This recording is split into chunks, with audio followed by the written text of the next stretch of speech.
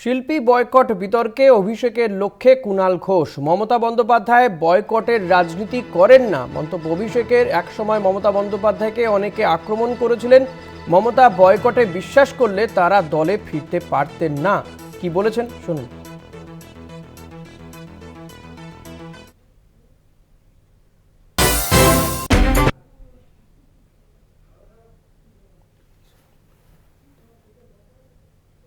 আর বক্তব্য রেখেছি দলের সাধারণ সম্পাদক হিসেবে।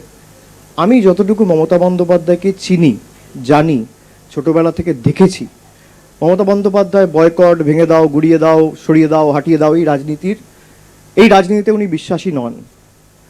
মমতা বন্দ্যোপাধ্যায় যদি এই রাজনীতিতে বিশ্বাসী হতেন তাহলে আজকে যারা এইসব কথা বলছেন তাদের মধ্যে অনেকে মমতা বন্দ্যোপাধ্যায়কে একটা সময়ে আক্রমণ করেছেন, তাহলে তারাই দলে ফিরতে পারতেন না। মমতা বন্দ্যোপাধ্যায় যদি প্রতিহিংসা পরায়ণ হতেন তাহলে এত সংবাদ মাধ্যম যারা তৃণমূলের বিরোধিতা করেছে সেই সংবাদ মাধ্যমগুলোই আজকে সরকারি বিজ্ঞাপন পাচ্ছে, তারা তো পেত না। আমরা বয়কটের রাজনীতিতে বিশ্বাসী নই, আমি এতটুকু বলতে পারি। বাকি দলনেত্রী হিসেবে মমতা বন্দ্যোপাধ্যায় যদি অন্য কোনো সিদ্ধান্ত বা সাজেশন নেয় তার সিদ্ধান্ত শিরোধার্য। এ নিয়ে আমরা কথা বলবো। নিউজ রুমে রয়েছেন আমাদের প্রতিনিধি দুর্গাদাস বন্দ্যোপাধ্যায়। সরাসরি কথা বলবো নিউজ রুম থেকে দুর্গাদাসের সঙ্গে। দুর্গাদাস, ঠিক কি এমন হলো যে হঠাৎ করে অভিষেক বন্দ্যোপাধ্যায়ের এই বক্তব্য শুনে তো বোঝাই যাচ্ছে তার নিশানায় ঠিক কে, কি এমন হলো যে কারণে এই ধরনের মন্তব্য উঠে আসছে একের পর এক? দেখো, তুমি জানো যে তৃণমূল কংগ্রেসের স্পোক্স পারসন হিসাবে কুণাল ঘোষ যে বয়কটের কথা বলেছেন, যে যারা নাকি এই আরজিকর কাণ্ডের সঙ্গে যুক্ত ছিল এবং সেই সময় দল বা মুখ্যমন্ত্রী মমতা বন্দ্যোপাধ্যায় সম্পর্কে কটু কথা বলেছিল, তাদেরকে নাকি বয়কট করতে হবে। আসলে বিষয়টা তোমায় বুঝতে হবে যে আজকে এই কুণাল ঘোষের কথার পরিপ্রেক্ষিতে তৃণমূল কংগ্রেসের সর্বভারতীয় সাধারণ সম্পাদক অভিষেক বন্দ্যোপাধ্যায় যে কথা বললেন তিনি যথার্থই বলেছেন। তার কারণ কুণাল ঘোষকে মনে রাখতে হবে যে তিনি কিন্তু দলের ঊর্ধ্বে নন, তিনি এই তৃণমূল কংগ্রেসের দলের অন্দরেই রয়েছেন। তাকে কিন্তু দলনেত্রী মমতা বন্দ্যোপাধ্যায় এবং অভিষেক বন্দ্যোপাধ্যায় দুজনে মিলে তাকে স্পোক্স পারসন করেছে। দলের বাইরে গিয়ে বিগত দিনে আমরা বারবার দেখেছি যে এই কুণাল ঘোষ তিনি কিন্তু একটা প্যারালাল মন্তব্য করেন এবং তিনি যেন মনে করেন যে একদিকে অভিষেক বন্দ্যোপাধ্যায়, মমতা বন্দ্যোপাধ্যায়, অন্যদিকে তিনি প্যারালাল দল চালাচ্ছেন, প্যারালাল মন্তব্য করছেন, যেটা নাকি তৃণমূল কংগ্রেস বিগত দিনেও কোনো এন্ডোর্স করেনি, আজও করেন না, এমন অনেক মন্তব্য। আর যিনি বলছেন যে এই বয়কটের রাজনীতির কথা, তাকে মনে রাখতে হবে যে যখন সারদা কাণ্ডে তাকে অ্যারেস্ট করা হয়েছিল, তিনি সেই সময়ে দাঁড়িয়ে তৃণমূল কংগ্রেসের সুপ্রিমো তথা মমতা বন্দ্যোপাধ্যায় সম্পর্কে যে ধরনের মন্তব্য করেছিলেন, সেটা যদি তৃণমূল কংগ্রেস দলনেত্রী মনে রাখতেন তাহলে কোনোদিনই এই তৃণমূল কংগ্রেসে ফেরানো হতো না এবং তাকে স্পোক্স পারসন করা হতো না। এটা তার মনে রাখা উচিত। আজকে তিনি যে জ্ঞান দিচ্ছেন তাকে মনে রাখতে হবে যে দলনেত্রী যেদিন থেকে এই তৃণমূল কংগ্রেস করেছেন বা তার আগে থেকে তিনি রাজনৈতিক তার সত্তা যবে থেকে তিনি চালু করেছেন, সেদিন থেকে কিন্তু তিনি কোনোদিন কোথাও কাউকে বর্জন করো, কাউকে বয়কট করো, কাউকে ত্যাগ করো, এটা হয়নি। তাই যদি করতেন তাহলে আমরা বিগত দিনেও আমরা দেখেছি যে তৃণমূল কংগ্রেসের বিরুদ্ধে থাকা বহু রাজনৈতিক দলের বহু নেতৃবৃন্দ তারা যখন এই তৃণমূল কংগ্রেসকে একটা সময় বিভিন্ন কটু কথা বলেছে, আক্রমণ করেছে, পরবর্তীকালে তারাই কিন্তু তৃণমূল কংগ্রেসে এসেছে। অনেকে তার মধ্যে কিন্তু কেউ এমপি হয়েছেন, কেউ এমএলএ হয়েছেন, কেউ নেতা হয়েছেন। ফলে এই যে ভিন্ডিকটিভ অ্যাটিটিউড নিয়ে যে দলনেত্রী মমতা বন্দ্যোপাধ্যায় চলেন না এবং তার পথ দেখানো পথ মেনেই বর্তমানে তৃণমূল কংগ্রেসের সর্বভারতীয় সাধারণ সম্পাদক অভিষেক বন্দ্যোপাধ্যায়ও যে তাকেই অনুসরণ করেন, সেটাই কিন্তু বারবার প্রকাশ পেয়েছে।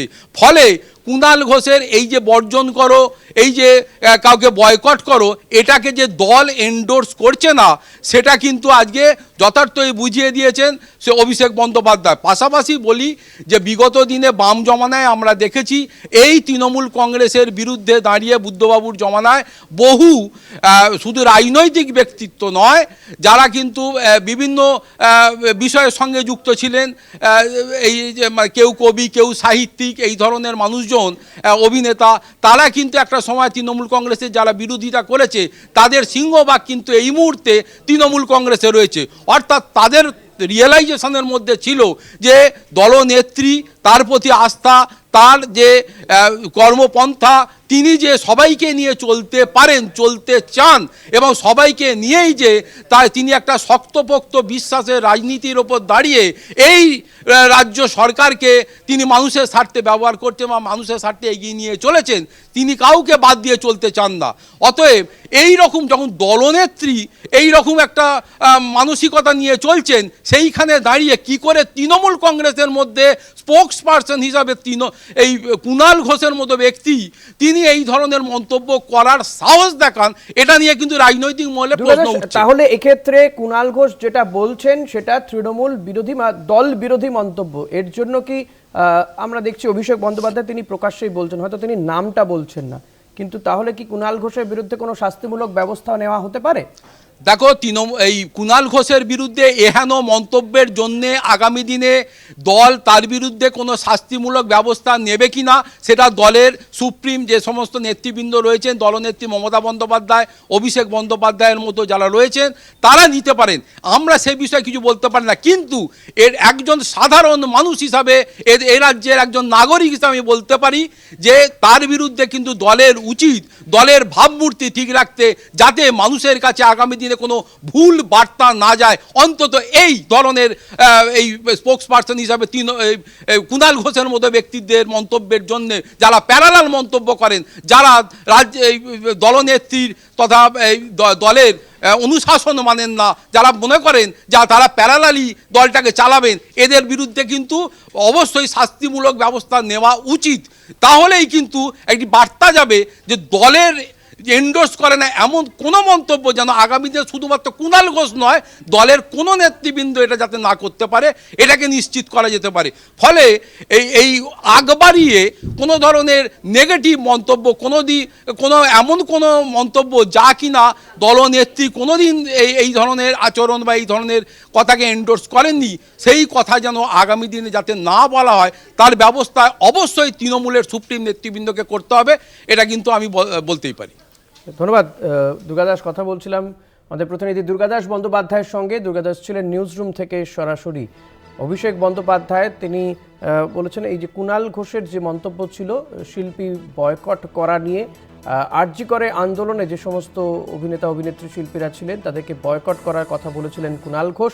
যদি অভিষেক বন্দ্যোপাধ্যায় আজকে বলেছেন যে শিল্পী বয়কট বিতর্কে তার যে মন্তব্য ছিল যে মমতা বন্দ্যোপাধ্যায় বয়কটের রাজনীতি করেন না। একসময় মমতা বন্দ্যোপাধ্যায়কে অনেকে আক্রমণ করেছিলেন, মমতা বয়কটে বিশ্বাস করলে তাঁরা দলে ফিরতে পারতেন না। কি বলেছেন অভিষেক বন্দ্যোপাধ্যায় আরেকবার শুনুন। দেখুন, আমি আমার বক্তব্য রেখেছি দলের সাধারণ সম্পাদক হিসেবে। আমি যতটুকু মমতা বন্দ্যোপাধ্যায়কে চিনি, জানি, ছোটবেলা থেকে দেখেছি, মমতা বন্দ্যোপাধ্যায় বয়কট, ভেঙে দাও, গুড়িয়ে দাও, সরিয়ে দাও, হাঁটিয়ে দাও, এই রাজনীতিতে উনি বিশ্বাসী নন। মমতা বন্দ্যোপাধ্যায় যদি এই রাজনীতিতে বিশ্বাসী হতেন তাহলে আজকে যারা এইসব কথা বলছেন তাদের মধ্যে অনেকে মমতা বন্দ্যোপাধ্যায়কে একটা সময়ে আক্রমণ করেছেন, তাহলে তারাই দলে ফিরতে পারতেন না।